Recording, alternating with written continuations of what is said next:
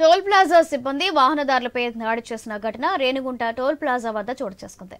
సిద్దిపేట నుండి కరీంనగర్ వెళ్లే మార్గంలో రేణిగుంట టోల్ ప్లాజా వద్ద fast track line power stop సరిగ్గా పనిచేయడం లేదని అడిగినందుకు టోల్ ప్లాజా సిబ్బంది దౌర్జన్యానికి దిగారని, మేము ఎదురు తిరిగే లోపే మా మెడలో ఉన్న చైన్ తెంపి కొట్టారని వారు తెలిపారు. ఇది సద్దుమణిగే లోపే పక్కనే వాహనం పెట్టుకుని సుమారు 30 మంది వచ్చి మూకుమ్మడిగా దాడి చేశారని తెలిపారు.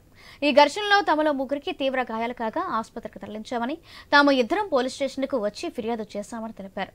ఇలాంటి వారిపై చట్టపరమైన చర్యలు తీసుకోవాలని, సిబ్బంది తక్షణమే తొలగించి వాహనదారుల సంక్షేమపై చర్యలు తీసుకోవాలని ప్రభుత్వాన్ని కోరారు. నేను సిద్దిపేట వెళ్ళి కరీంనగర్ వస్తుండు రేణిగుంట టేలుగోట్లో ఆగా. అందులో టోల్గేట్ల 20 నిమిషాల నుంచి అర్ధగంట జరిగిన తర్వాత నేను ఏమైంది బాబు అని అడిగితే ఏంది అని దుఃఖపవరించారు. దుఃఖపడితే మా పిల్లలు కూడా లేచిరు, మేము 5గురు ఉన్నాం కార్లో, వాళ్ళు కూడా లేచి ఏంది బాబు అనేందుకు లేచి డోర్ తీసిన మావాడు కూడా లేచినాడు.